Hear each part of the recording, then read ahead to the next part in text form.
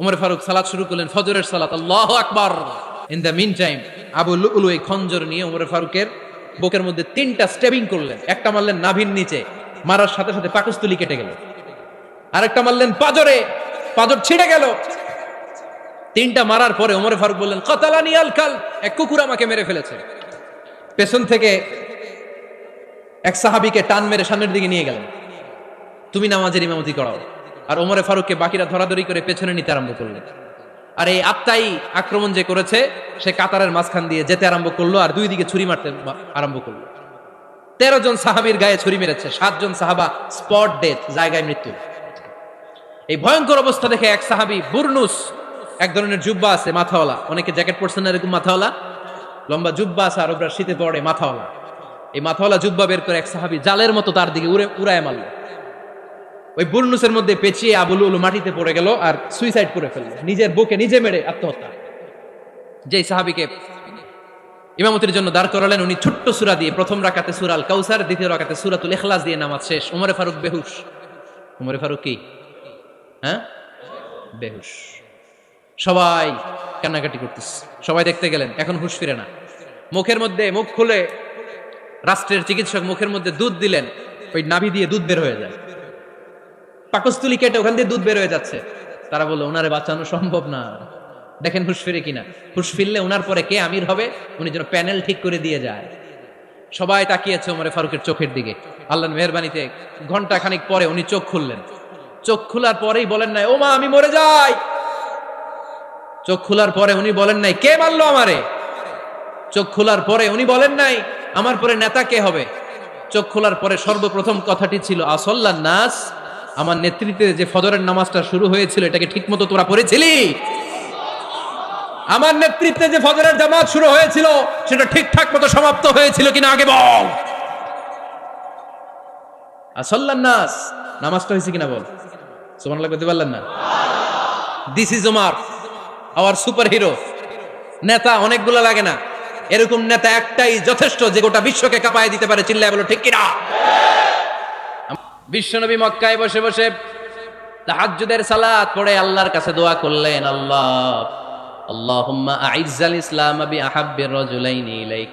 ও আল্লাহ, দুইজন লোকের নাম বলবো, দুইজনের দরকার নেই, এই দুইজনের একজনকে আপনি ইসলামের সুশীতল ছায়া তোলে এনে ইসলামকে বিজয় দান করে দেন। মুহূর্তের মধ্যে দোয়াটা কবুল করে নিয়েছে কে? বিশ্বনবী বললেন, আল্লাহ দুইজনের নাম বলবো আজকের দোয়ায়। আবি জাহাল ইবনে হিশাম, হয়তো হিশামের বেটা আবু জাহেলকে আপনি ইসলামের ভিতরে নিয়ে আসেন, কিংবা ওমর ইবনুল খাত্তাব, খাত্তাবের বেটা ওমরকে আপনি ইসলামের ছায়া তলে নিয়ে আসেন। ওমরে ফারুকের জন্য দোয়াটা কবুল করে নিয়েছে কে? মক্কার যে অবস্থা, আল্লাহর হাবিব সাল্লাল্লাহু আলাইহি ওয়াসাল্লাম বুঝলেন মক্কার এই দুইজনের একজন যদি আমার সাথে না থাকে তাহলে মক্কায় দাওয়াতি কাজ চালিয়ে যাওয়া যাবে। আল্লাহরে বললেন, আল্লাহ বেশি চাই না, এই দুইজনের একজন, হয় আবু জাহেল নয় ওমর, হয় আবু জাহেল নয় ওমর। বিশ্বনবী যখন দোয়া করলেন, এই দোয়ার একটা ইমানি ধাক্কা, নুরানি ধাক্কা সাইয়েদনা ওমরে ফারুকের হৃদয়কে স্পর্শ করে ফেলল। দোয়া ইজ লাইক এ মিসাইল। এই যে আমরা দোয়া করি, এটা মিসাইলের মতো। যুদ্ধে মিসাইল হামলা করে না? মিসাইল হামলা করার পরে এই মিসাইল লক্ষ্য বস্তুতে যে ভেদ করে, ঠিক কিনা? তেমনি দোয়ার মতো যদি আপনি দোয়া করতে পারেন, আপনি যেই জন্য দোয়া করেছেন ঠিক ওই জায়গায় যে আপনার দোয়া স্পর্শ করে। সুবহানাল্লাহ পড়বেন না? বিশ্বনবীর দোয়ার মাধ্যমে প্রথমে সাইয়েদনা ওমর ফারুকের হৃদয়ে এক ধাক্কা লাগলো। 2 নম্বরে রব্বুল আলামিন সূরাতুল হাক্কা দিয়ে ওমর ফারুকের হৃদয়ের মধ্যে দিলেন এক ধাক্কা। পড়েন আল্লাহু আকবার। কোরআনের ভেতরে সূরাতুল হাক্কা নামে একটা সূরা আছে না নাই? আল হাক্কাতু মাল হাক্কা ওয়া মা আদরাকা মাল হাক্কা। পড়েন আল্লাহু আকবার। বিশ্বনবী যখন দোয়া করলেন, ওই দোয়া যখন সাইয়েদনা ওমর ফারুকের হৃদয় স্পর্শ করলো, সাইয়েদনা ওমর ফারুক সব সময় বিশ্বনবীরে ফলো করতে আরম্ভ করলেন। বিশ্বনবী ডানে গেলে লুকিয়ে লুকিয়ে ওমর ফারুক ডানে যায়, বিশ্বনবী বায়ে গেলে লুকিয়ে লুকিয়ে ওমর ফারুক বায়ে যায়। বিশ্বনবী একবার মসজিদুল হারামে যে নামাজ পড়তে শুরু করলেন, ওমর ফারুক তখন বিশ্বনবীর পিছু পিছু ছদ্মবেশে পেছন থেকে যে বিশ্বনবী কিভাবে নামাজ পড়ে দেখতে শুরু করলেন। বিশ্বনবী ইন দা মিন টাইম এশারা নামাজে আল হাক্কাতু মাল হাক্কা তেলাওয়াত শুরু করে দিলেন। আল হাক্কাতু মাল হাক্কা তেলাওয়াত শুরু করে দিলেন। তেলাওয়াত করতে করতে বিশ্বনবী যখন তেলাওয়াত করতেছে, ওমরে ফারুক এরকম দুলতেছে আর মজা পাচ্ছে। ওমিয়া বিশ্বনবীর কণ্ঠ বুঝি আমার মতো কণ্ঠ, আপনার মতো কণ্ঠ, আহমদ বিন ইউসুফের কণ্ঠ, আব্দুল বাসিতের কণ্ঠ না। বিশ্বনবীর গলায় যে কি সুরের ঝংকার আল্লাহ দিয়েছেন, কি সুরের লহরী আল্লাহ দিয়েছেন, একবার যে শুনতো পাগল হয়ে যেত। আল্লাহু আকবার। বিশ্বনবী সূরা হাক্কা মন্ত্রমুগ্ধ তেলাওয়াতে, মন্ত্রমুগ্ধ সুর দিয়ে, মন্ত্রমুগ্ধ কণ্ঠ দিয়ে তেলাওয়াত করতে লাগলেন। এশার সালাতে ওমরে ফারুক দুলতে লাগলেন। ওমরে ফারুক যত শুনেন অবাক হয়ে যায়, যত শুনেন অবাক হয়ে যায়, যতই শুনে অবাক। কিরে? কারণ তিনি আরবি ভাষা বুঝতেন। এত সুন্দর শব্দের গাঁথুনি, এত প্রাঞ্জল বর্ণনা, এত সুন্দর অন্তমিল, এটা কবিতা না হয়ে পারে না। উনি মনে মনে ভাবলেন এটা মনে হয় কবিতা। It might be poem, it could be poem. Muhammad মনে হয় কবি হয়ে গেছে, তার কাব্য প্রতিভা দিয়ে সে এটা বানিয়েছে। তা না হলে এত সুন্দর কথা এটা কবিতা না হয়ে পারে। ইন দ্য মিন টাইম বিশ্বনবী কিন্তু দেখতেছে না যে পেছনে ওমর। বিশ্বনবী তেলাওয়াত করছিলেন। ইন দ্য মিন টাইম বিশ্বনবী পড়ছিলেন ওমা হুয়া বিকাউলি শাইরিন কলিলাম মা তুমিনুন। এই আয়াতের অর্থ হলো এটা কোনো কবির কথা নয়, খুব অল্প সংখ্যক লোকই তোমরা ঈমান আনো। সুবহানাল্লাহ পড়ে। এটাকে বলে কোইনসিডেন্ট। কোইনসিডেন্ট হুট করে অনেক সময় মিলে যায়, যায় কি যায় না? আপনি একজনের কথা ভাবতেছেন ভাবতেছেন, বাজারে গেলেন, বাজারে যেই দেখেন ওই লোকটা দাঁড়ায় আছে, এরকম হয় কি হয় না? কোইনসিডেন্ট। ওমরে ফারুক মনে মনে যেটা ভাবতেছে ওই কথা দিয়ে এই বিশ্বনবী তেলাওয়াত করতেছে। আল্লাহু আকবার। বিশ্বনবী যে আয়াত তেলাওয়াত করছিলেন, আয়াতের অর্থ হলো এটা কোনো কবির বানানো কবিতা না, খুব অল্প সংখ্যক লোকই তোমরা ঈমান আনো। ওমরে ফারুক আটকে উঠলেন, থমকে দাঁড়ালেন। ঘটনা কি? আমি মনে মনে ভাবলাম, কি রে এত সুন্দর কথা, এটা তো মানুষের কথা হতে পারে না, এটা নিশ্চয়ই কবিতা, কবির কথা। কিন্তু মুহাম্মদ এখন আবার পড়তেছে ওমা হুয়া বিকাউলি শাইর, এটা কোনো শায়েরের, কবির কথা নয়। কলিলাম মা তুমিনুন, অল্পই তোমরা ঈমান আনো। তার মানে আমার মনে যা চলে মুহাম্মদ এটা টের পায়। মুহাম্মদ গণক। নাউজুবিল্লাহ পড়বেন না? মুহাম্মদ অনেক বড় মাপের একজন গণক। মানুষের হৃদয়ে কি চলে, মনে মনে কি ভাবে, মুহাম্মদ না দেখেও বলে দিতে পারে। ইন দা মিন টাইম বিশ্বনবী পরের আয়াতে পড়লেন ওয়ালা বিকাউলি কাহিনিন কলিলাম মা তাযাক্কারুন। এই আয়াতের অর্থ হলো এটা কোনো গণকের বানানো গণনা নয়, খুব অল্প সংখ্যক লোকই তোমরা উপদেশ হিসেবে এটাকে মানো। সুবহানাল্লাহ পড়েন। এবার আর ওমরে ফারুকের সহ্য হয় না, কি আজীব তামাশা। প্রথমে মনে করলাম কবিতা, মুহাম্মদ কয় কবি না, সে কবি না, এটা কবিতা না। তারপরে ভাবলাম সে গণক, সে আয়াত পরে পরে বলে দিল এটা গণনা নয়। তাহলে এটা কি? এটা কি কবিতাও না, গণনাও না, তাহলে এটা কি? বিশ্বনবী তখন বললেন তানজিলুম মির রাব্বিল আলামিন। সুবহানাল্লাহ পড়েন। পরের আয়াত ছিল তানজিলুম মির রাব্বিল আলামিন। এটা দুনিয়ার কোনো কবির বানানো কবিতা না, এটা কোনো গণকের গণনা না, এটা কোনো সাহিত্যিকের বানানো সাহিত্য নয়, এটা মহাবিশ্বের পরিচালক রব্বুল আলামিনের কাছ থেকে পাঠানো কিতাব কোরআন। সূরা হাক্কার ধাক্কায় ওমরে ফারুক কাইত। প্রথমে ধাক্কাটা লাগলো যে দোয়া। বিষ্ণুনবী তাহাজ্জুদে কেঁদে দোয়া করলেন, আল্লাহ হয় আবু জাহেলরে দিবা নাইলে ওমরে দিবা। ওই দোয়া ওমরে ফারুকের হৃদয়ে ছোঁয়া লেগেছে। এরপরে হাক্কা, সূরাতুল হাক্কা দিয়ে দিলে এক ধাক্কা। এই ধাক্কা খেয়ে উথাল পাথাল হৃদয়ের মধ্যে, হায় রে এ কি বাণী, এ কেমন কথা, কে মুহাম্মদ? তারপরও শয়তানের ওয়াসওয়াসা আছে না নাই? আল্লাহ বলে যতই ওয়াসওয়াসা ওমরকে দেয়া হোক, আমি ওমরে ফারুককে এই মুসলিম উম্মতের সেনাপতি বানিয়ে ছাড়বো, আমি সেনাপতি বানাবো। এবার 3 নাম্বার ডোজ। ডাক্তারের কাছে গেলে প্রথমে দেখবেন সিম্পল ডোজ দেয়, নরমাল ওষুধ। এটাতে কাজ না হলে ডোজ বাড়ায়, একেবারে কাজ না হলে অ্যান্টিবায়োটিক মারে, আছে না নাই? আল্লাহ প্রথমে দোয়ার ছোঁয়া লাগালেন, তারপর সূরা হাক্কা দিয়ে ধাক্কা মারলেন। এরপরে রব্বুল আলামিন বলেন এবার 3 নাম্বার ডোজ, সূরা তহা দিয়ে আমি তোমার হৃদয়টারে উজালা বানায় দেব রে ওমর। শয়তান ওদিক দিয়ে ওয়াসওয়াসা, খেলা দুই দিক থেকে চলতেছে। আল্লাহ তাআলা হেদায়েতের রাস্তায় টানছে, শয়তান জাহান্নামের দিকে টানছে। ঘোষণা দেয়া হলো মক্কায়, মুহাম্মদের মাথা কেটে এনে দিলে এত এত স্বর্ণ মুদ্রা দেয়া হবে। ওমরে ফারুক রাজি হয়ে গেলেন। নাঙ্গা তলোয়ার নিয়ে বিশ্বনবীর মাথা কাটার জন্য ছুটলেন। নাউজুবিল্লাহ পড়বেন না? বনু জাহরা গোত্রের এক লোক বলে, আইনা ইয়া ওমর, কই যাও? মুহাম্মদের মাথা কাটতে যাই। আরে মুহাম্মদের মাথা কাটতে যাও? তোমার বোন ফাতিমা বিনতে খাত্তাব আর তোমার বোন জামাই সাঈদ কদ সাবা, এরা তো ধর্ম ত্যাগ করে ফেলছে। এটা তো আমাদের ধর্ম ত্যাগ করে মুহাম্মদের ফলোয়ার হয়ে গেছে। আগে ওমর ঘর সামলাও, পরে মুহাম্মাদের মাথা কাটতে চেও। ওমর ফারুক অবাক হয়ে গেলেন, তলোয়ার নিয়ে বিশ্বনবীর দিকে না যেয়ে নিজের বাড়ির দিকে চলে গেলেন। বিশ্বনবীর আপন বোন ফাতেমা বিনতে খাত্তাব, বোন জামাই সাঈদ আর খাব্বাব রাদিয়াল্লাহু তাআলা আনহু তিনজন মিলে সূরা তাহা তেলাওয়াত করছিলেন। পড়েন সুবহানাল্লাহ। মক্কায় লুকিয়ে লুকিয়ে দাওয়াত হতো। খাব্বাব রাদিয়াল্লাহু তাআলা আনহু একটা চামড়ার ফলকের মধ্যে সূরা তাহার কয়েকটা আয়াত এনে ওমর ফারুকের বোন আর বোন জামাইকে শিক্ষা দিচ্ছে, ট্রেনিং দিচ্ছে। সুবহানাল্লাহ পড়েন। লুকিয়ে লুকিয়ে ওমর ফারুক যখন ঘরে চলে আসলেন, এরা তটস্থ হয়ে গেল। সাইয়েদনা খাব্বাব বিছানার তলায় লুকিয়ে গেলেন। ওমর ফারুক বললেন, দরজা খোলো। ফাতেমা বিনতে খাত্তাব দরজা খোলার পরে নির্মম ভাবে সাইয়েদনা ওমর রাদিয়াল্লাহু তাআলা আনহু বোনের গায়ে আঘাত শুরু করে দিল। বোন জামাইকে আহত করতে শুরু করলো আর বলতে শুরু করলো, তোরা পাগল হলি কেন? কি আছে ওই মুহাম্মাদের মধ্যে? কি জাদু নিয়ে এসেছে? সে যাই বলে লোকজন পাগল হয়ে যায়, সবাই তার উপর কালিমা পড়ে ঈমান এনে ফেলে। কি এমন জিনিস তোদের কাছে আছে যেটা দেখে মুহাম্মদকে তোরা ভালোবাসলি? কি আছে? কি পড়তেছিলি আমারে দেখা। ফাতেমা বলে, ইন্নাকা রিজসুন লা ইয়ামাসসুহু ইল্লাল মুতাহহারুন। ও আমার ভাই ওমর, তুমি নাপাক। তুমি কি? লা ইয়ামাসসুহু ইল্লাল মুতাহহারুন, পবিত্রতা অর্জন না করে এই কোরআন ধরা যায় না। সুবহানাল্লাহ পড়েন। উমরে ফারুক গোসল করে আসলেন, কারণ ধাক্কা তো আগে কয়েকটা খাইছে। কথা বুঝেন নাই বোধহয়? প্রথমে দোয়ার ধাক্কা, পরে কোন সূরা দিয়ে ধাক্কা? হাক্কা দিয়ে ধাক্কা। 3 নম্বরে এখন আরেকটা ধাক্কা খাবে। গোসল করে আসলেন। ফাতেমা বিনতে খাত্তাব বললেন, গোসল যখন করে এসেছেন, এই নেন। উমরে ফারুক এবার চামড়ার কাপড়ের মধ্যে সূরা তাহার প্রথম আয়াতের দিকে নজর করলেন। নজর করেই কোরআনের প্রেমে পড়ে গেলেন। পড়েন সুবহানাল্লাহ।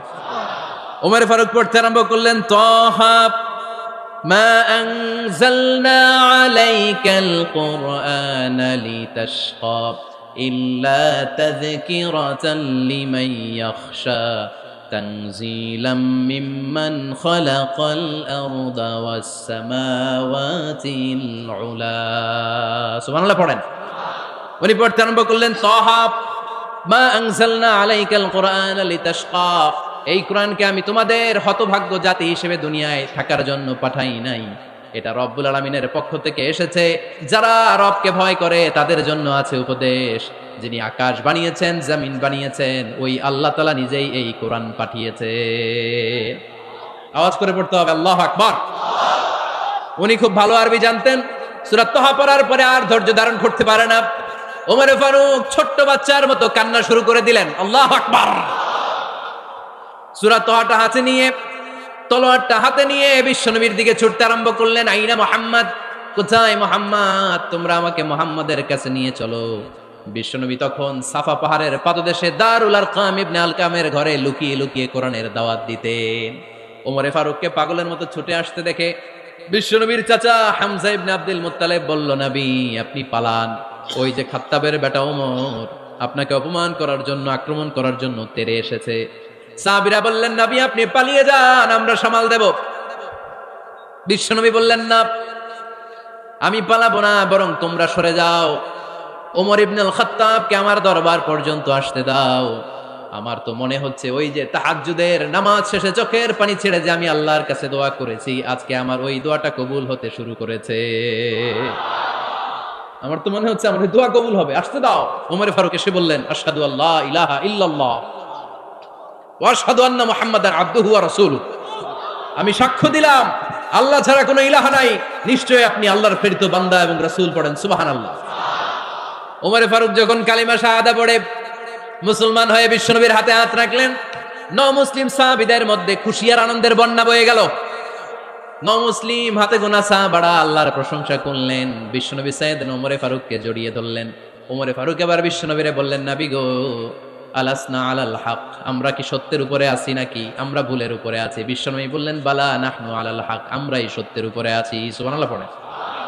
আলাসনা আলাল হক, নবী আমরা কি সত্যের উপরে নাই? হ্যাঁ অবশ্যই ওমর, তুমি সত্যের উপরে আছো। ওমর ফারুক বললেন, তাহলে ফাফিমাল ইখতিফা, তাহলে লুকায় লুকায় আর দাওয়াত দেব কেন? আমি তো কালিমা পড়ে ফেলছি, আসেন আমার সাথে বের হই। ফাফিমাল ইখতিফা, আর লুকায় লুকায় কেন? আসেন আমরা বাইরে বের হই। বিশ্বনবী বললেন, ওমর এটা মাক্কি জীবন, এখানে আমরা একটু গোপনে গোপনে দাওয়াত দিতে চাই। ওমরে ফারুক বলে, না, আমার দায়িত্ব, আমি একটা মিছিল দিতে চাই নবী। আল্লাহর নামের তাকবীর দিতে দিতে দারুল আরকাম থেকে শুরু করে মসজিদুল হারাম পর্যন্ত একটা মিছিল দিয়ে আমি মক্কা কাঁপায়া দেব। অনুমতি দেন। বিশ্বনবী দিতে চায় না। ওমরে ফারুক অনেক বোঝানোর পরে স্বল্প পরিসরের একটা অনুমোদন পাওয়া গেল বিশ্বনবী সাল্লাল্লাহু আলাইহি ওয়াসাল্লামের কাছ থেকে। কিন্তু মিছিল যে দিবে, মিছিলের জন্য লোকের দরকার আছে না নাই? এখানে লোক নাই, আমি একাই মিছিল দিতেছি। এটা জমবে, মিছিল জমবে। খুঁজে উনি 11 জন মুসলিম সাহাবা পেলেন। কয়জন? ওমরে ফারুক বললেন 11 জনই সই। এই 11 জন নিয়েই আমি আল্লাহর নামের তাকবীর দিব। 2 লাইন করলেন। কয় লাইন? 2 লাইন। পেছনে 6 জন, আর এই লাইনের নেতা বানালেন বিশ্বনবীর চাচা হামজাকে রাদিয়াল্লাহু তাআলা আনহু। আর সামনে 5 জন, তার আগে দাঁড়ালেন উনি নিজেই। তাহলে 6 6 12। বললেন এই 2 লাইনই আমরা তাকবীর দিতে দিতে, বেশি না, এই দারুল আরকামের ঘর থেকে, আপনারা জানেন যে সাফা মারওয়া এখন যে সাই হয়, এই সাফার পাদদেশে ছিল দারুল আরকামের ঘর। উনি বলেন এখান থেকে ওই যে কাবার গিলাফ দেখা যায়, কাবার গিলাফ পর্যন্ত আমরা এই তাকবীর নিয়ে ওখানে যাব। সুবহানাল্লাহ পড়বেন না? ওখানে উনি দাঁড়িয়ে ছোট্ট একটা ভাষণ দিয়েছিলেন। উনি বলেছিলেন, মান আরাদা আন তাসকুলা উম্মু ওয়া ইয়াতামা ওয়ালাদু ওয়া তারমিলা যাওজাতুহু ফালিয়াসুদ্দানি। খেয়াল করে শুনেন, কান দুইটা খরগোশের কানের মতো খাড়া করেন। উনি এক বাক্যের একটা ভাষণ দিলেন। ভাষণ দিতে জানলে বড় ভাষণ দেয়া লাগে না। এক বাক্যের ভাষণ দিয়ে গোটা বিশ্বকে ঝাঁকুনি মারা যায়। চিল্লায় বলো ঠিক কিনা? ওমরে ফারুক এক বাক্যের একটা ছোট্ট ভাষণ দিলেন। মান আরাদা আন তাসকুলা উম্মু, কে আছো মায়ের এই মক্কায়, কে আছো মায়ের বুক খালি করতে চাও?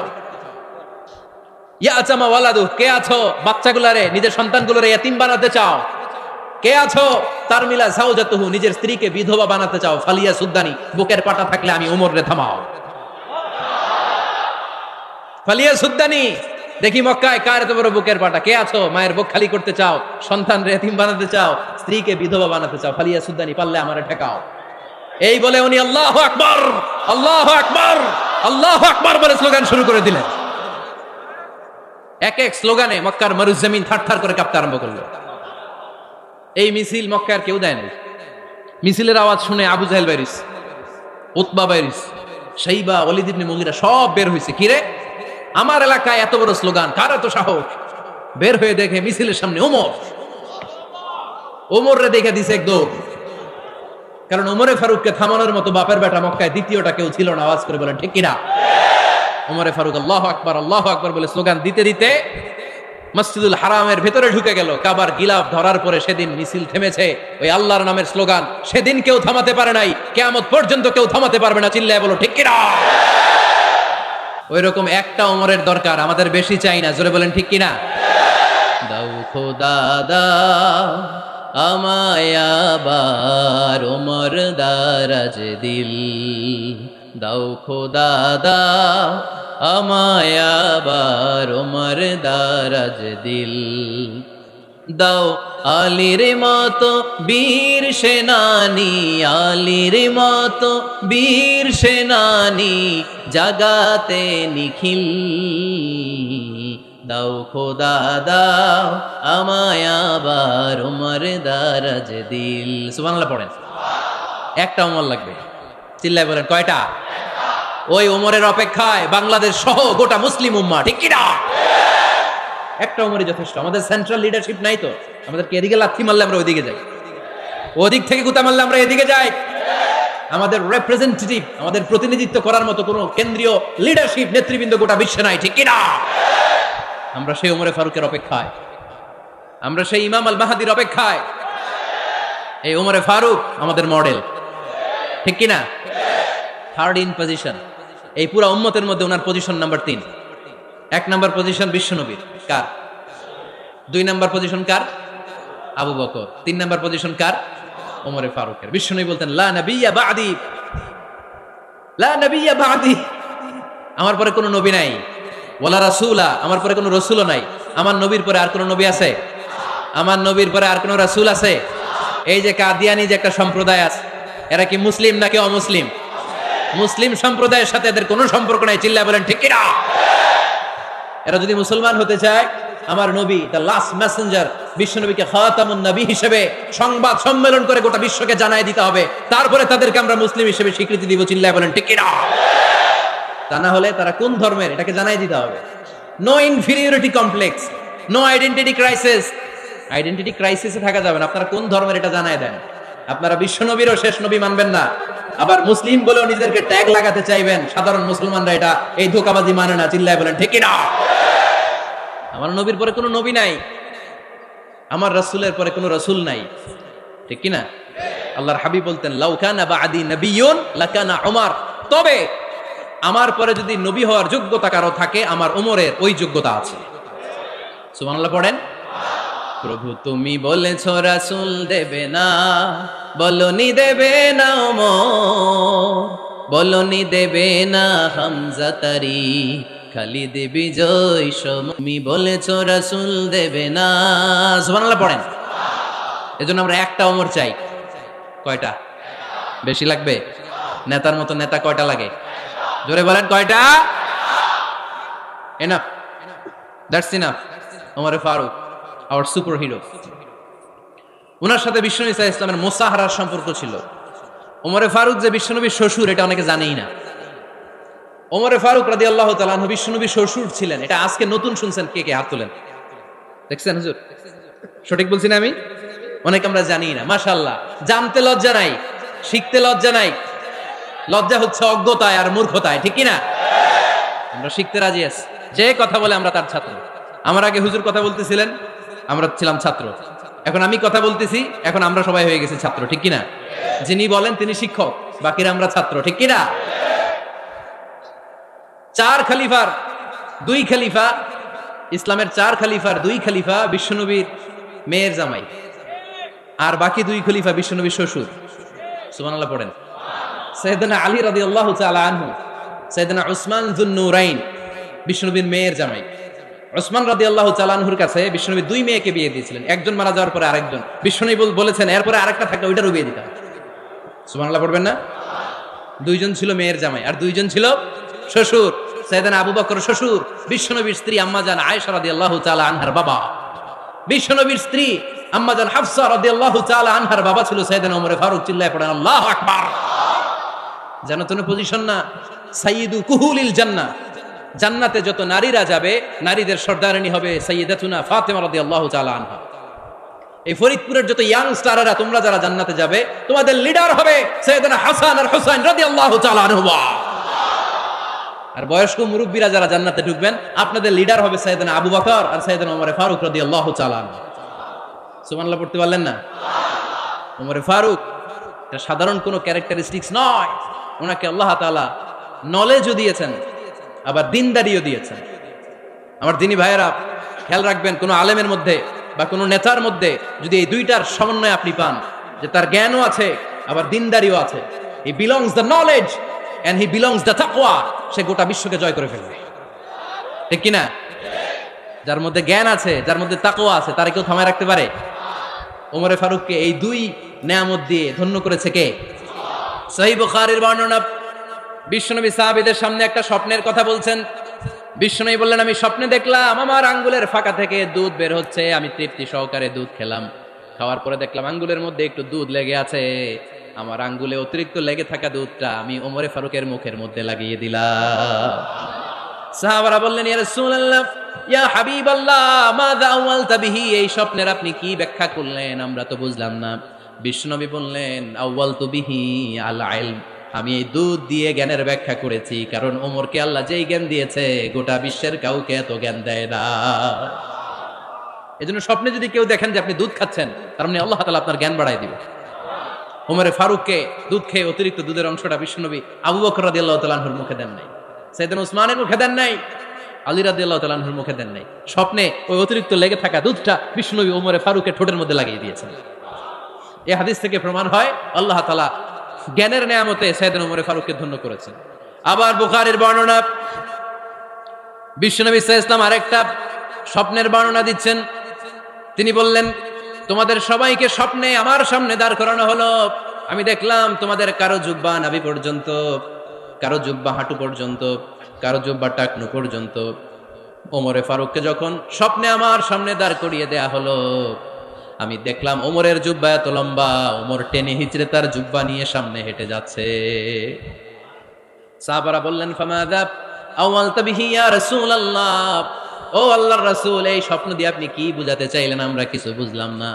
বিশ্বনবী বললেন, আউয়ালতু বিহি আদ-দীন, আমি এই হাদিসের দ্বারা দিনের ব্যাখ্যা করলাম। যার জামা যত লম্বা তার দিনদারি তত বেশি। সুবহানাল্লাহ, আসতে পড়েন। স্বপ্নে দেখলেন কোন সাহাবীর জুব্বা নাবি, কোন সাহাবীর হাঁটু, কারোটা টাকনু, কিন্তু ওমরে ফারুকের জুব্বা এত লম্বা, ইয়াজুররু থাওবাহু, তিনি তার জুব্বা টেনে হিচড়ে যাচ্ছেন। বিশ্বনবী বললেন, এটা দ্বারা আমি দিন, আমি তাকওয়া, দিনদারি, তাকওয়া এটার ব্যাখ্যা করেছি। তার মানে ওমরে ফারুকের তাকওয়ার সামনে সব তাকওয়া পানি হয়ে যাবে। কোন সুবহানাল্লাহ। আল্লাহ তাআলা সাইয়েদনা ওমরে ফারুককে দ্বীনের জ্ঞান দিয়েছেন, তাকওয়া দিয়েছেন।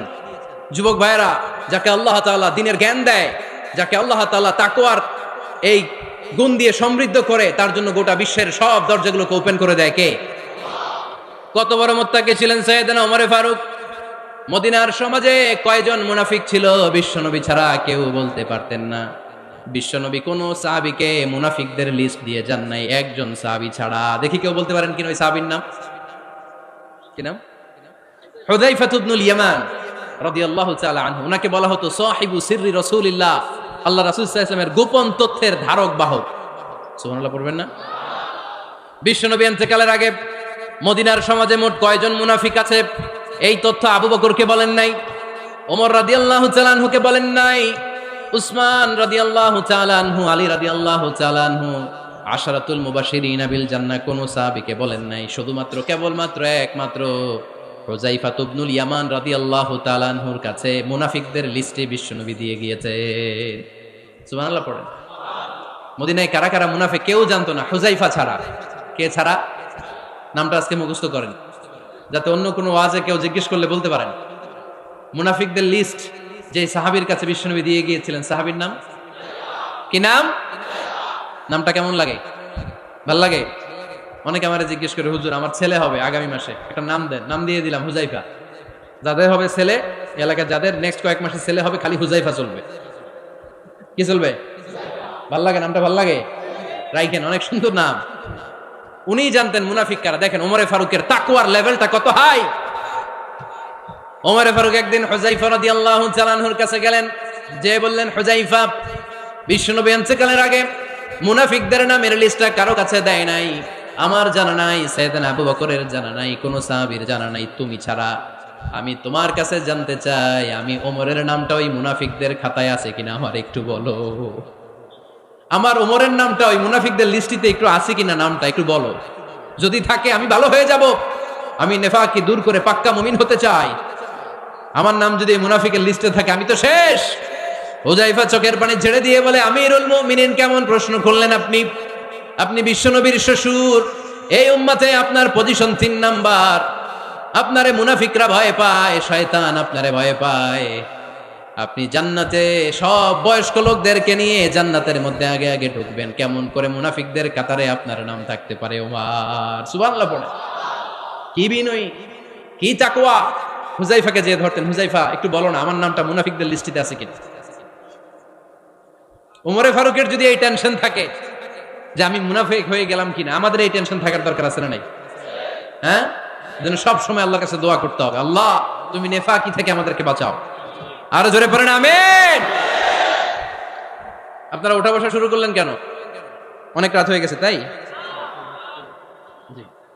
হ্যাঁ, শেষ করে দেই তাহলে না? যে অনেকের কষ্ট হচ্ছে মনে হচ্ছে। হ্যাঁ, এক নম্বরে যাচ্ছে এটা সব মুখস্থ দেখি। হ্যাঁ, 1 নাম্বার, 2 নাম্বার, 3 নাম্বার। 1 নাম্বার হইলো পেশাবখানা, 2 নাম্বার পায়খানা, 3 নাম্বার নাকি এইটা?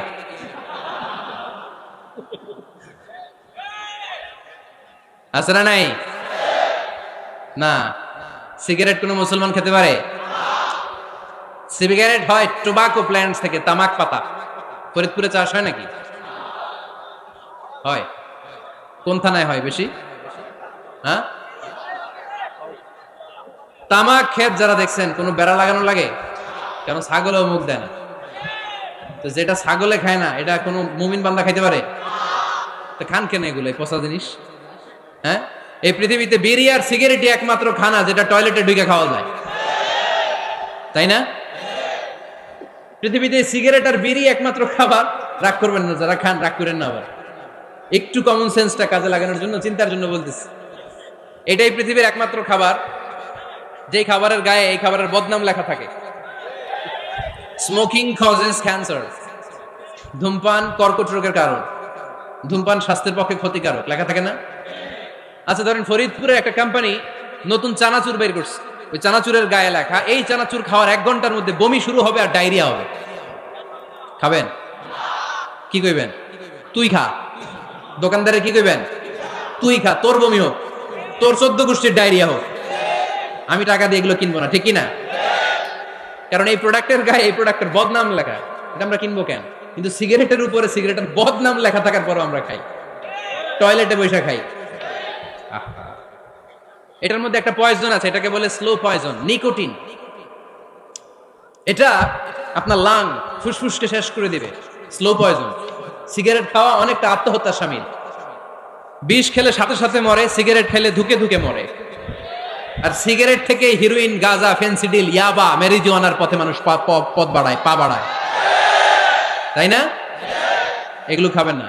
ওয়ালা তুলকু আইদিকুম ইলা তাহলুকা, নিজে নিজেকে স্বেচ্ছায় ধ্বংসের দিকে ঠেলে দিও না। জীবনটা অনেক সুন্দর, জীবনটা অনেক রঙিন, আল্লাহর দেয় জীবনটাকে উপভোগ করার দরকার আছে না নাই? এই জন্য সিগারেটকে এই ফরিদপুরের প্রোগ্রাম থেকে আমরা আজকে নো বলে দিলাম। কি বলে দিব? আওয়াজ করে সবাইকে আমরা সবাই একসাথে বলবো, সিগারেটকে কি বললাম? মনে থাকবে? মাহফিলের প্যান্ডেল থেকে বাইর হয়ে আবার ইয়েস, হ্যাঁ না ইয়েস করা যাবে না। সিগারেটকে কি বললাম? নো। ওমরে ফারুক রাদিয়াল্লাহু তাআলা আনহু আমাদের সুপার হিরো, আমাদের সবাই বলেন আমাদের। উনি কত বড় সুপার হিরো শুনেন। উনি জুমার খুতবা দিচ্ছেন, কি দিচ্ছেন? মসজিদে নববীতে। খুতবার মাঝখানে হঠাৎ বললেন, ইয়া সারিয়াতাল জাবাল, ইয়া সারিয়াত ইবনে জানিমিল জাবাল। এই কথা বলেই আবার খুতবা দিতে শুরু করলেন। উনার এই ইয়া সারিয়াত ইবনে জানিমিল জাবালের সাথে আগের কথারও কোনো মিল নাই, পরের কথারও কোনো মিল নাই। জুমার নামাজের পর মুসল্লি সাহাবারা ধরলেন, বললেন, ইয়া আমিরাল মুমিনিন। খুতবার মাঝখানে হঠাৎ করে ইয়া সারিয়াত ইবনে জালিমিল জাবাল বলে আপনি চিৎকার করলেন কেন? আপনার এই বাক্যের সাথে আপনার খুতবার আগের বাক্যের কোনো মিল নাই, আপনার খুতবার পরের বাক্যেরও কোনো মিল নাই। এই কথা আপনি কারে বললেন? কারে উদ্দেশ্য করে বললেন? এই কথার তাৎপর্য কি আমাদেরকে বুঝিয়ে বলেন। ওমরে ফারুক বললেন, আমি যখন খুতবা দিচ্ছি আমি দেখতে পেলাম ওই যে কয়েক মাস আগে আমি আমার মুসলিম সেনাবাহিনী পারস্যে আক্রমণের জন্য পাঠিয়েছি বর্তমান ইরান, ইরানের ওই বিশাল এলাকাতে পারস্যে আমি আমার ব্যাটালিয়ন পাঠিয়েছি। আমি হঠাৎ করে দেখতে পেলাম আমার মুসলিম বাহিনীর সেনাপতি যুদ্ধের এক পর্যায়ে তার ডানে আছে উপত্যকা, বায়ে আছে পাহাড়, সে পাহাড়ি রাস্তা ছেড়ে দিয়ে উপত্যকার দিকে যেতে শুরু করেছে। আমি দেখতে পেলাম আমার মুসলিম বাহিনী যদি উপত্যকার দিকে ছুটে বেড়ায়, কাফির মুশরিকরা আমার মুসলিম বাহিনীকে কচুকাটা করে ফেলবে। তাই আমি এখান থেকে তাদেরকে কমান্ড দিয়ে বলেছি, ইয়া সারিয়াতাল জাবাল, উপত্যকার দিকে নয় পাহাড়ের দিকে যাও, তাহলেই তোমাদের বিজয় নিশ্চিত হয়ে যাবে। উপত্যকার দিকে যেও না, ইলাল জাবাল, ইলা সারিয়াতিল জাবাল, পাহাড়ের দিকে ছোট। সাহাবারা অবাক, ঘটনা কি? উনি বসে আছেন মদিনায় মসজিদে নববীর মিম্বারে দাঁড়িয়ে, উনি যদি ইয়া সারিয়াতাল জাবাল বলে, এটা কি ইরানে যাবে নাকি? ও মিয়া, তখনকার সময়ে বর্তমানের মতো মোবাইল ছিল নাকি? ইন্টারনেট ছিল নাকি? কিছু ছিল? খালি মুখে আমি যদি বলি ইয়া সারিয়াতাল জাবাল, এটা ইরানে যাবে? ইন্ডিয়ায় যাবে? ঢাকায় তো যাবে না, ফরিদপুর শহরেই তো বসবে না, ঠিক কিনা? কিন্তু এটা আমিরুল মুমিনিন বিশ্বাসী সাহাবারা বিশ্বাস করে নিল। কিছু মুনাফিক ছিল, এরা কয় না ঝামেলাস, এটা তো সম্ভব না। এক কাজ করি, এই সেনাপতি যখন বিজয়ী বেশে মদিনায় ফিরে আসবে আর আমরা ধরবো। এরা দিন গুনতে লাগলো, এই সেনাপতি মুসলিম বাহিনী নিয়ে পারস্য জয় করে কবে ফিরে আসবে। এই মুনাফিকের দলগুলো কখনো সেনাবাহিনীকে অভ্যর্থনা জানাতে যেত না, কিন্তু এইবার সবার আগে মদিনার উপকণ্ঠে যে সেনাপতিদেরকে অভ্যর্থনা জানানোর জন্য ফুল নিয়ে রেডি, ফুল নিয়ে দাঁড়ায় আছে। সেনাপতি ঢুকার সাথে সাথে ধরছে, এই সেনাপতি কোত্থেকে আসছে? কয় পারস্য জয় করে আসছে।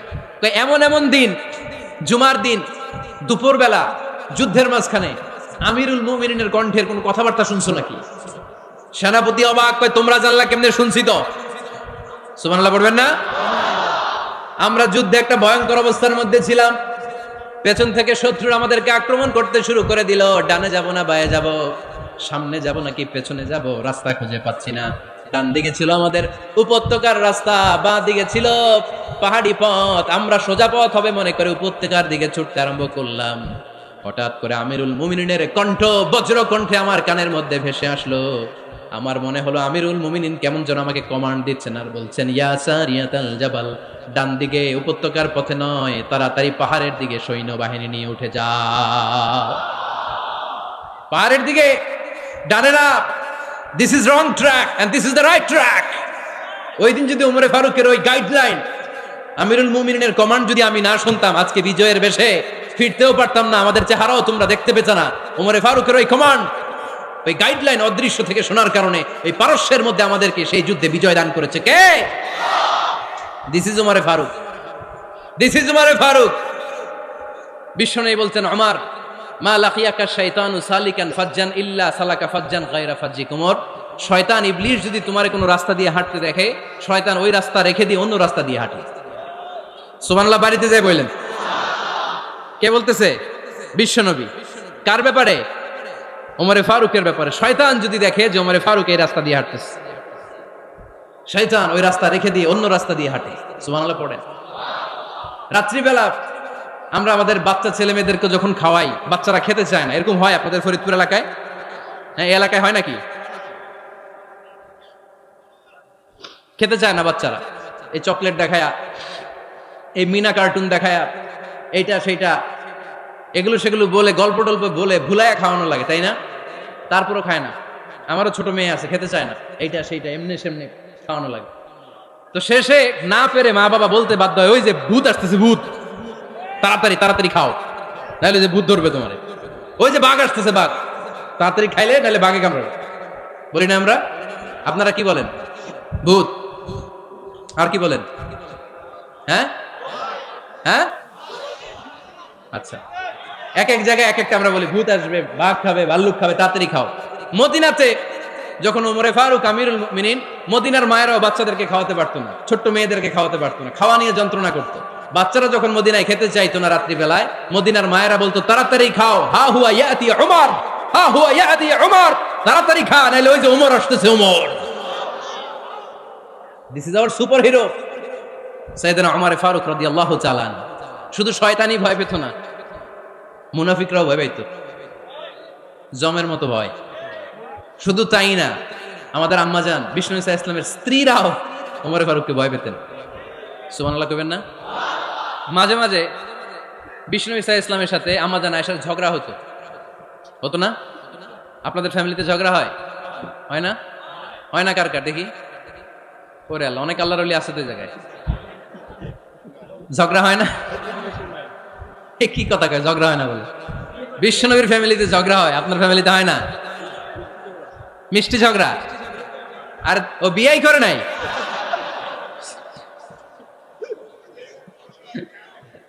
ঝগড়া তো হবেই, দাম্পত্য জীবনের মজাটাই তো এখানে। কখনো ঝগড়া, কখনো আনন্দ, একটু বৃষ্টি, একটু রোদ, একটু হাসি, একটু কান্না, ভালো লাগা ভালোবাসা শেয়ার করে নেয়া, মিলেমিশে একাকার হয়ে যাওয়া, ঠিক না? তো আল্লাহর হাবিব সাল্লাল্লাহু আলাইহি ওয়াসাল্লামের সাথে আম্মাজান আয়েশার ঝগড়া হতো। একদিন ঝগড়া হয়ে দুইজন রেগে আছে। খবরদার দুইজন রেগে থাকবেন না, একজন রাগলে আরেকজন থেমে যাবেন, কারণ এই ছোট্ট ঝগড়া থেকে এটা অনেক সময় বিচ্ছেদের দিকে গড়ায়। আমার প্রিয় ফরিদপুরবাসী, ভাবি রেগে গেলে আপনি রাগেন না, ওই দিন আপনি একটু ঠান্ডা থাকেন। আবার আপনি রেগে গেলে, আমার মাইকের আওয়াজ যদি ভাবিরা শুনেন, আপনারা রেগে যায় না, একটু ঠান্ডা থাকবেন। দুইজনে রেগে গেলে তো তৃতীয় বিশ্বযুদ্ধ শুরু হবে, তাই না? একজন রেগে গেলে আরেকজন ঠান্ডা। কারণ এই সামান্য ঝগড়া থেকে, ইগোর কারণে এটা বিচ্ছেদ আর ডিভোর্স পর্যন্ত করায়।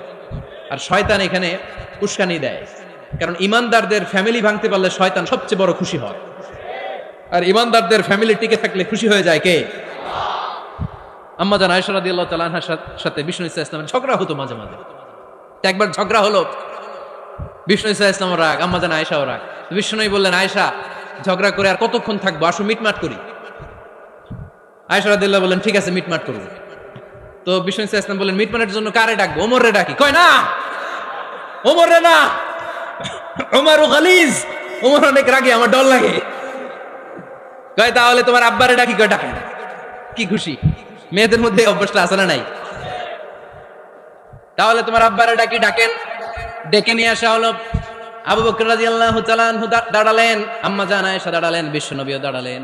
বিশ্বনবী বললেন, আয়েশা তোমার আব্বা আসছে, এবার ঘটনা খুলে বলার পালা, তুমি বলবা নাকি আমি বলবো? আম্মা জান আয়েশা বললেন, আপনি বলেন, তবে ওয়ালা তাকুল ইল্লা হাক্কান, যেটা ঘটছে ওইটাই বললেন, মিথ্যা কথা কইেন না।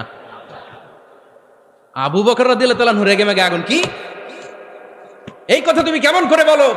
বিশ্বনবীকে মিথ্যা কথা কখনো বলবে? রেগে মেগে দিলেন মেয়ের গালে এক চড়। বানিয়ে বলতেছি না, মুসনাদ আহমদ ইবনে হাম্বলের হাদিস। বাবার হাতের থাপ্পড় খেয়ে আম্মা জান আয়েশা উল্টে বললেন। সাইয়েদনা আবু বকর রাগে গড়গড় করছেন, আবার মারার জন্য তেড়ে গেলেন। এবার বাঁচার জন্য আম্মা জান আয়েশা বিশ্বনবীর পিছনে যে আশ্রয় নিলেন, বিশ্বনবী বাঁচানোর জন্য দুই হাত মেলে দাঁড়িয়ে গেলেন। পড়েন সুবহানাল্লাহ। বিশ্বনবী যখন দুই হাত মেলে দাঁড়িয়ে গেলেন, সাইয়েদনা আবু বকর রাদিয়াল্লাহু আনহু থেমে গেলেন। সাইয়েদনা আবু বকর রাদিয়াল্লাহু তাআলা আনহু ঘর থেকে বের হয়ে বারান্দায় দাঁড়ালেন। পড়েন সুবহানাল্লাহ। এবার বিশ্বনবী আম্মা জান আয়েশার কাছে যেয়ে বলেন, ইয়া আয়েশা কাইফা রাআইতিনি আনকাসতুকি মিনার রাজুল, দেখছো কেমনে বাঁচাইলাম? আমি না থাকলে ভর্তা বানাই ফেলতো আজকে।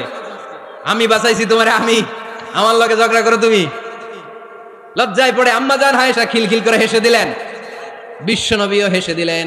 দুইজনের হাসির মধুর আওয়াজ শুনে সাইয়েদনা আবু বকর বাইরে থেকে অবাক, কিরে এতক্ষণ না ঝড় তুফান, এখন দেখি হাসি। সালাম দিয়ে অনুমতি নিয়ে ভিতরে ঢুকলেন। ঢুকে দেখেন আম্মা জান আয়েশাও হাসে, বিশ্বনবীও হাসে। এ হাসি দেখে আবু বকর রাদিয়াল্লাহু আনহু হেসে দিলেন। আরশের উপর থেকে খুশি হয়ে গেলেন কে? এবার সাইয়েদনা আবু বকর রাদিয়াল্লাহু তাআলা আনহু বললেন, ইয়া রাসূলুল্লাহ আশরিকানি ফি সিলমিকুমা কামা আশরাকতুমানি ফি হারবিকুমা। ও নবী, যুদ্ধ লাগলে, দুইজন যুদ্ধ লাগলে মীমাংসার জন্য যেমনি আমারে ডাকেন, এরকম হাসি আর আনন্দের মুহূর্তেও আমারে একটু ডাইকেন। আশরিকানি ফি সিলমিকুমা কামা আশরাকুমানি ফি হারবিকুমা। নবী, আপনাদের মধ্যে ঝগড়া লাগলে সন্ধি করার জন্য আমারে যেমনি ডাকেন, আপনাদের হাসি খুশি আনন্দ খুনসুটি এই মজাদার মুহূর্তগুলোতে আমারে বঞ্চিত রাখেন না, আমার একটু ডাইকেন। সুবহানাল্লাহ পড়েন। এই মুসনাদ আহমদ ইবনে হাম্বলের হাদিস শোনার উদ্দেশ্য হচ্ছে, বিশ্বনবী প্রথমে ওমর ফারুকের নাম বলেছিলেন। সাইয়েদনা আয়েশা বলে, না আমি ডরাই। হাইবাত, দিস ইজ কল্ড হাইবাত ওমর। একবার বিশ্বনবীর সব বিবিরা ধরলেন, ও নবী আমাদেরকে এটা দেন, ওইটা দেন, ঘরে এটা নাই, ওইটা নাই, ওইটা নাই। বিশ্বনবীকে, আমার কাছে কিচ্ছু নাই, যদি এমনি আমার বউ হয়ে থাকতে চাও থাকো, তাহলে তা না হলে যা লাগবে কিনে দেবো, সাথে সাথে তালাকও দিয়ে দিব। কিছু দিতে পারবো না, আমার নাই তো, সামর্থ্য নাই। কিন্তু বিবিরাও ছাড়া না, এটা দেন ওইটা দেন। বিশ্বনবী রহমতের নবী, বিবিদেরকে বুঝাতেও পারেন না। বিবিরা আবদার করতেছে, নবী এটা লাগবে ওইটা লাগবে। ইন দ্য মিন টাইম বিশ্বনবী একজনের সালাম শুনতে পেলেন। কে যেন দরজায় দাঁড়িয়ে বলতেছে, আসসালামু আলাইকুম। বিশ্বনবী দরজার দিকে তাকালেন, তাকিয়ে বললেন, ওয়া আলাইকুম আসসালাম। আর বুঝতে পারলেন এটা আমার ওমরের সালাম। সালাম দেওয়ার পরে বিবিদের দিকে তাকায় দেখে একজন বিবিও নাই, সব অন্দরমহলের ভিতরে দৌড়। সুবহানাল্লাহ পড়তে পারলেন না? This is our super hero Omar. এরকম ওমর একটা লাগবে। চিল্লায় বলেন, কয়টা? একটা ওমর গোটা বিশ্বকে সোজা করে দিবে। একটা ওমর সবল আর দুর্বলের সব পার্থক্য দূর করে দিবে। মাজলুমের উপর জালিমের অত্যাচারের অবসান ঘটায় দিবে। গোটা বিশ্বটাকে সাম্য, মৈত্রী, ভালোবাসার ইনসাফ দিয়ে পরিপূর্ণ করে দিবে। সেই ওমরের অপেক্ষায় আমরা। নিজের ছেলেকে 80টা বেত মেরেছেন। কয়টা? 80টা বেত মেরেছে। এই ব্যাপারে অনেকগুলো বর্ণনা পাওয়া যায়। সবচেয়ে সহি বর্ণনা হচ্ছে মুয়াত্তা ইমাম মালিকের বর্ণনা। ওমর ফারুক রাদিয়াল্লাহু তাআলা আনহুর ছেলে আব্দুর রহমান মারুফুন বিআবি শাহমা ছিলেন মিশরে।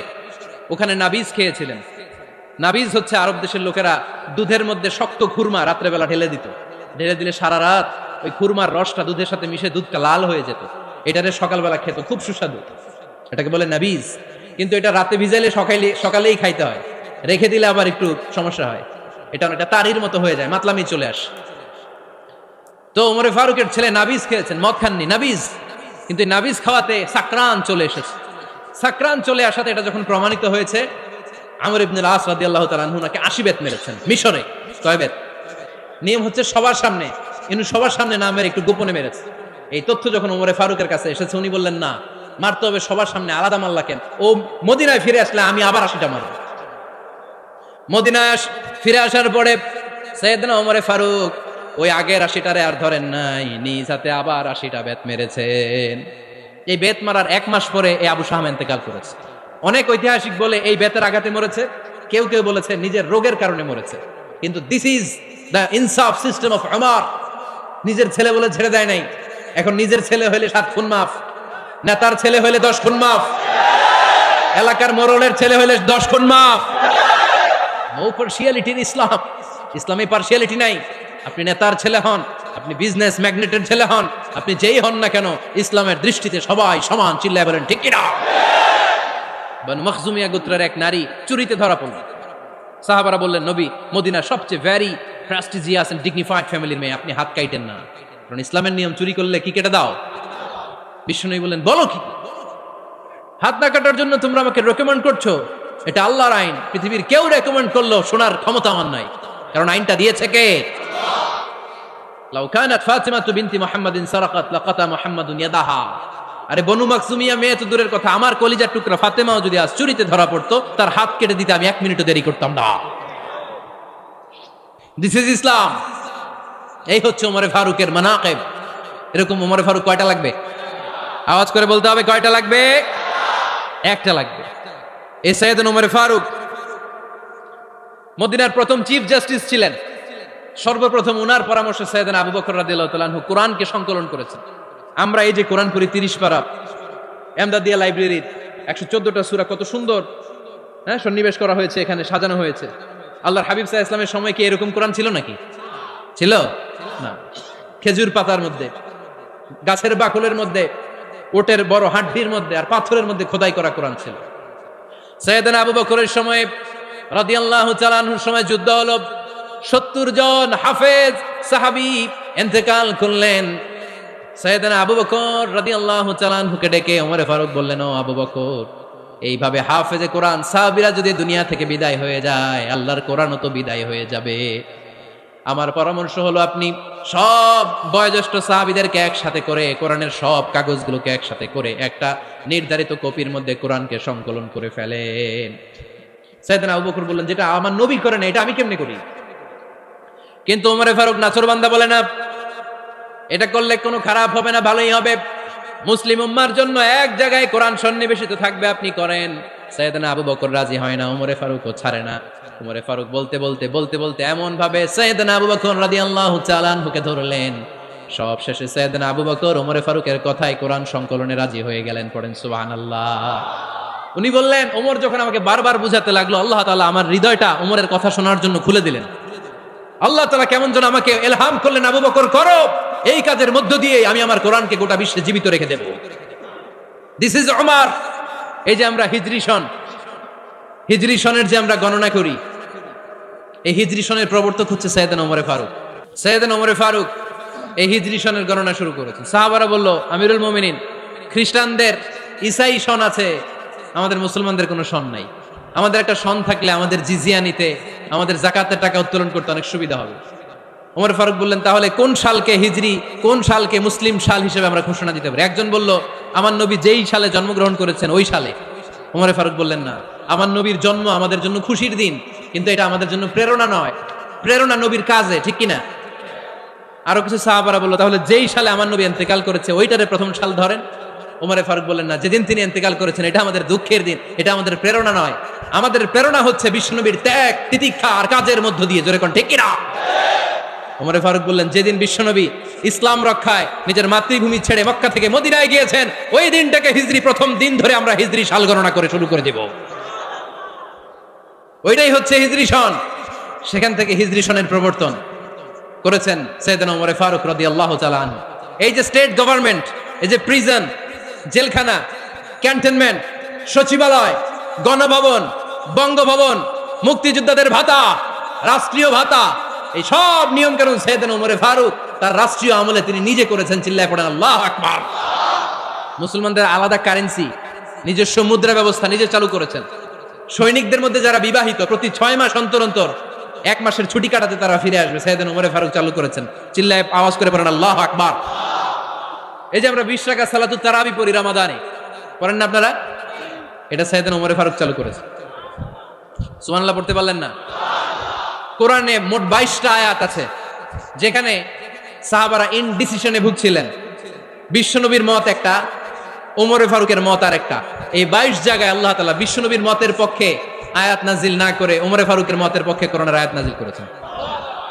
আওয়াজ করে পড়েন আল্লাহু আকবার। এদিকে উঠলেন কেন আপনারা? যারা উঠছেন আমার দিকে তাকান।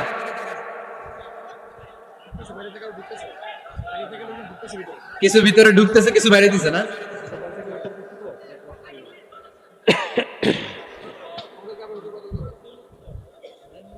সাইয়েদনা ওমর ফারুক, আমরা সাহাবীদের জীবন চরিত পড়তে চাই না? কত যে অনুপ্রেরণামূলক দৃষ্টান্ত সাইয়েদনা ওমর ফারুক আমাদের জন্য রেখে গিয়েছেন। ওমর ফারুক যখন খলিফা, দিনের বেলায় যদি রাষ্ট্রে কোনো নিয়ম জারি করতেন, দিনের বেলায় জনগণকে কোনো বিষয়ে যদি নিষেধ করতেন, রাত্রে বেলায় খাওয়ার সময় ফ্যামিলি মেম্বারদের সবাইকে বলতেন, এই দিনের বেলা আমি জনগণকে এই কাজ করতে নিষেধ করেছি, তোমরা আমার ফ্যামিলি মেম্বার, খবরদার তোমরা এই কাজ করো না। জনগণ করলে যতটুকু শাস্তি, তোরা করলে পাবি ডবল শাস্তি। সুবহানাল্লাহ কইবেন না? আমাদের নেতারা ওই বাড়ির বিচার করে, ওই বাড়ির মাইয়ার বিচার, ওই বাড়ির পোলার বিচার, নিজের পোলা গাঞ্জা টানে, আছে না নাই? নিজের মেয়ে অপরাধ করে, আছে না নাই? কি নেতা ছিলেন ওমর ফারুক! আগে নিজের ঘর সামলিয়েছেন, আগে নিজেকে সামলিয়েছেন, নিজের ঘর ঠিক করেছেন। বলেছেন জনগণ করলে যত বেদ, তোরা করলে double Veda. This is call leader, ঠিক কিনা? এক বাবা এসে বললেন, ওমর ফারুক আমার ছেলে কথা শোনে না, বেয়াদব। ওমর ফারুক ছেলেরা ডাকলেন, বাবা তুমি তোমার আব্বাজানের কথা শোনো না, এটা তো কবিরা গুনাহ। ছেলে বলে, ওমর ফারুক সব দায় দায়িত্ব আল্লাহ ছেলে মেয়েদেরকে দিয়েছে, বাবা মাকে কোনো দায়িত্ব দেয় নাই। ওমর ফারুক বললেন, অবশ্যই দায়িত্ব দিয়েছে। তাহলে বলেন আমার বাবার দায়িত্ব কি? উনি বললেন, প্রাইমারিলি প্রথমত 3 দায়িত্ব। আইয়ানতাকিয়া উম্মা, পৃথিবীর প্রতিটি বাবার উচিত ছেলেদের মেয়েদের জন্য ভালো মায়ের ব্যবস্থা করা। 2 নম্বরে আইয়ুহসিনা ইসমা, সুন্দর তার একটা নাম রেখে দেয়া। 3 নম্বর ইউআল্লিমাহুল কিতাব, তার আল্লাহর কিতাব শিক্ষা দেওয়া। এবার ছেলেকে আমার আব্বা 3টার একটাও করে নাই। এবার ওমর ফারুক রেগে গেলেন, বাবার কাঁধে ধরলেন, বললেন তুই ছেলের জন্য বিচার নিয়ে আসলি, তোর 3টা দায়িত্বের একটাও তুই পালন করিস নাই। ছেলে বলে, আমিরুল মুমিনিন, আমার মা নর্তকী, আমার মা মাজুসি, আমার মায়ের মধ্যে কোনো আদব কাদব নাই, সুন্দরী দেখে আমার মা রে বাবা বিয়ে করছে, আমার মায়ের কাছ থেকে জীবনে কিছু শিখি নাই। 2 নাম্বার সাম্মানি খানফাসা, আমার বাবা আমার নাম রেখেছে চামচিকা। কি নাম রাখছে? এটা নাম হইলো একটা, এরকম উল্টাপাল্টা নাম আছে না নাই? না, এগুলো রাখবেন না। আব্দুল্লাহ রাখবেন, আব্দুর রহমান রাখবেন, আর একটা কি বলছি আজকে, হুজাইফা রেখে দিয়েন, পারবেন? ওয়ালাম ইউআল্লিমনি হারফাম মিন কিতাবিল্লাহ, আমিরুল মুমিনিন, শুধু তাই না, আল্লাহর কোরআনের একটা অক্ষর আমার বাবা কোনোদিন আমারে শিক্ষা দেয় নাই। ওমর ফারুক রেগে গেলেন, এবার বাপের কান্দে ধইরা মারতে শুরু করলেন, তুই পোলার নামে বিচার নিয়ে আইছিস, তোরে মার দিমু আগে। এরকম নেতার দরকার আছে না নাই? মদিনায় এক লোক তার বউরে রাগের চোটে 100 তালাক দিয়ে ফেলছে। কয় তালাক দেয়ার নিয়ম? কয়টা দিছে? কয়টা? এবার স্ত্রী কাঁদতে কাঁদতে এসে বলে, আমিরুল মুমিনিন দেখেন, আমার স্বামী আমারে রেগে মেগে 100 তালাক দিচ্ছে। ওমর ফারুক বললেন, দইরা নিয়ে এটারে নিয়ে আসা হলো। ওমর ফারুক বললেন, কয়টা তালাক দিয়েছো? কয় 100টা। কেন দিছো? কয় মাথা গরম আছিল।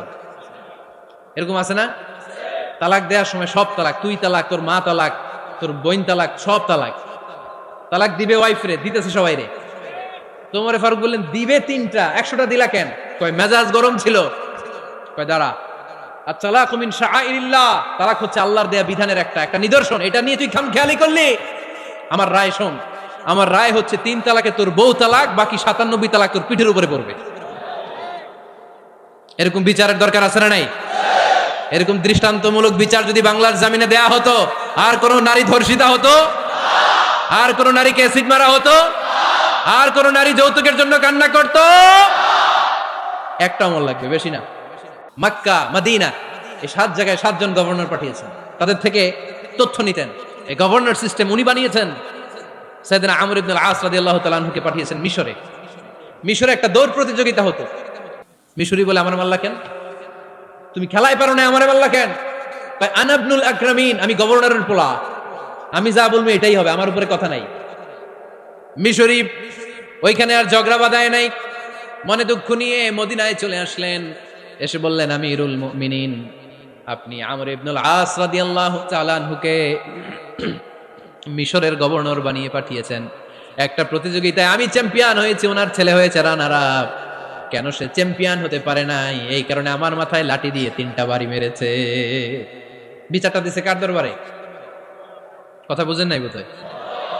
ওমরে ফারুকের দরবার। ওমরে ফারুক বললেন, যাই, আগামী বছরের অমুক তারিখ আমি সব গভর্নরদেরকে ডেকে হিসাব নিতে, ওই দিন তুই থাকবি, পারবি না? মিশনে বলে পারবো, মানে অবশ্যই পারবো। ওই দিন 7 রাজ্য থেকে 7 গভর্নর হাজির, গভর্নরদের ছেলেরাও হাজির, মিশরীয় হাজির। 7 গভর্নরের কাছ থেকে 7 এলাকার খোঁজ খবর নেয়ার পরে ওমরে ফারুক বললেন, আইন আল মিসরি, মিশরি লোকটা কই, এদিকে আয়। মিশরি সামনে আসার পরে বলল, আমর ইবনুল আস, তুমি মিশরের গভর্নর, তোমার ছেলে সহ তুমি আসো। আমর ইবনুল আস এসে সামনে বসে রইলেন। এবার বললেন, ও আমর ইবনুল আসের ছেলে, তুমি নাকি ইবনুল আকরামিন গভর্নরের ছেলে, তুমি যা বলবা মিশরে নাকি তাই হবে, তোমার নাকি অনেক দাপট।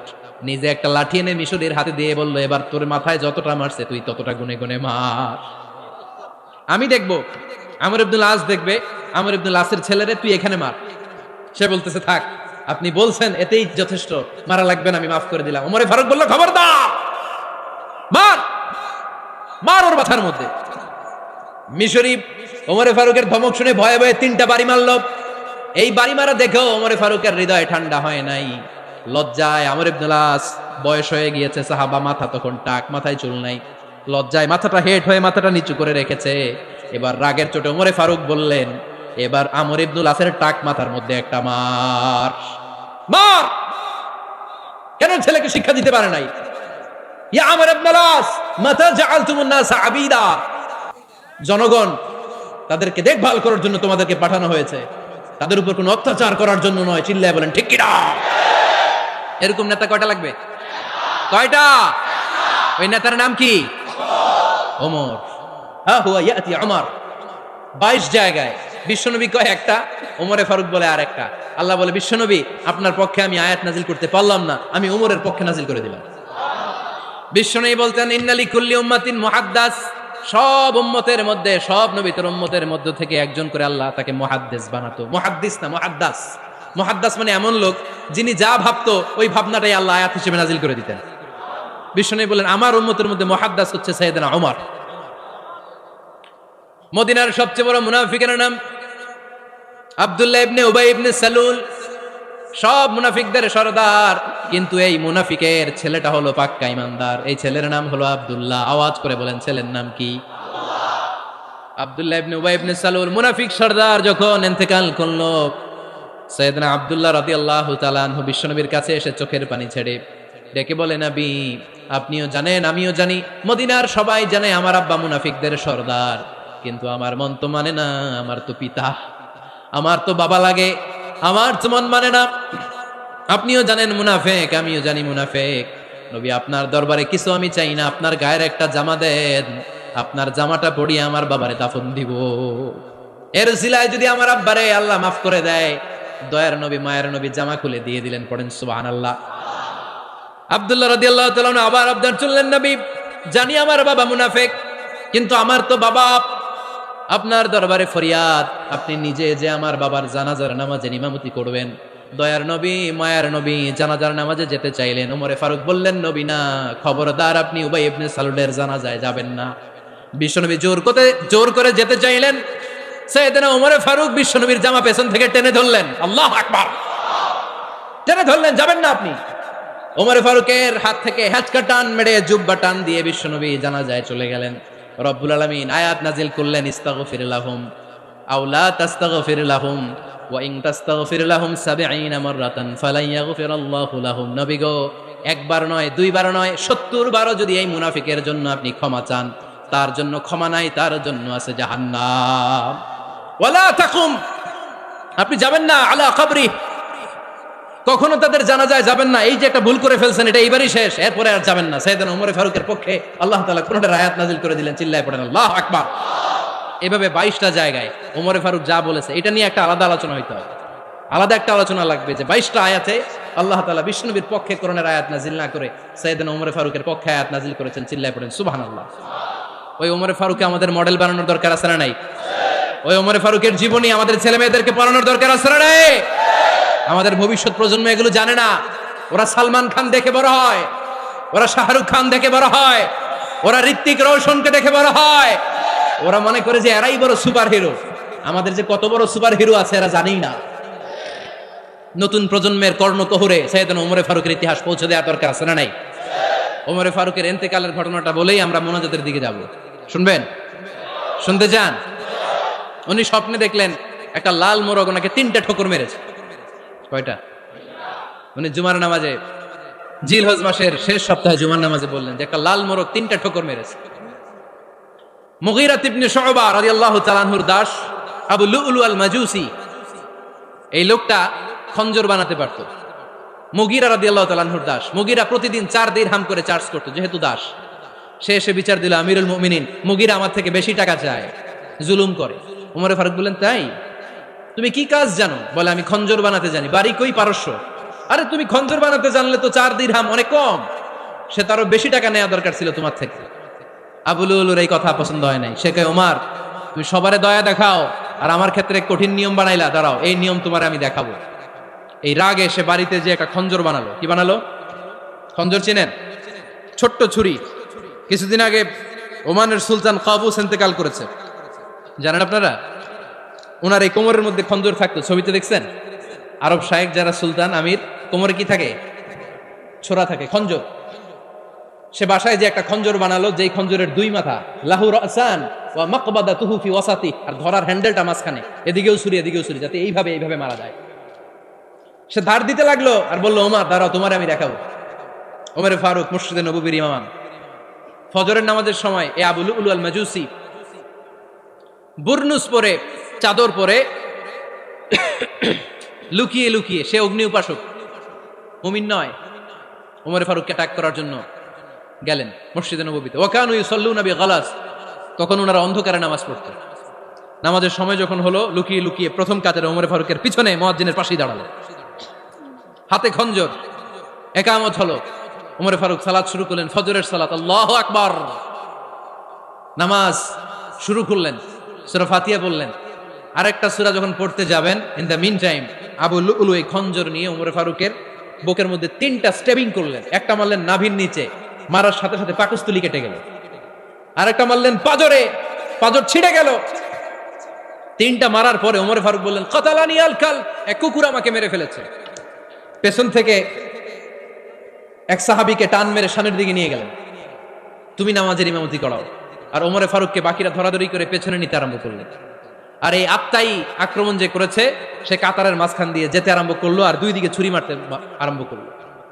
13 জন সাহাবীর গায়ে ছুরি মেরেছে, 7 জন সাহাবা স্পট ডেথ, জায়গায় মৃত্যু।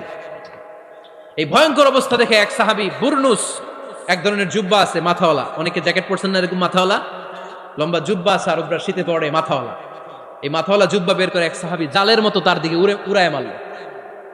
ওই বুরনুসের মধ্যে পেঁচিয়ে আবু লুলু মাটিতে পড়ে গেল আর সুইসাইড করে ফেলল, নিজের বুকে নিজে মেরে আত্মহত্যা।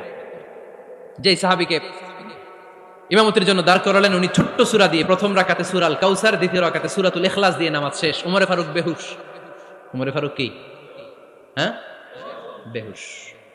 সবাই কান্নাকাটি করতেছে, সবাই দেখতে গেলেন, এখন হুঁশ ফিরে না। মুখের মধ্যে, মুখ খুলে রাষ্ট্রের চিকিৎসক মুখের মধ্যে দুধ দিলেন, ওই নাভি দিয়ে দুধ বের হয়ে যায়, পাকস্থলী কেটে ওখান দিয়ে দুধ বের হয়ে যাচ্ছে। তারা বললো, ওনারে বাঁচানো সম্ভব না, দেখেন হুঁশ ফিরে কিনা।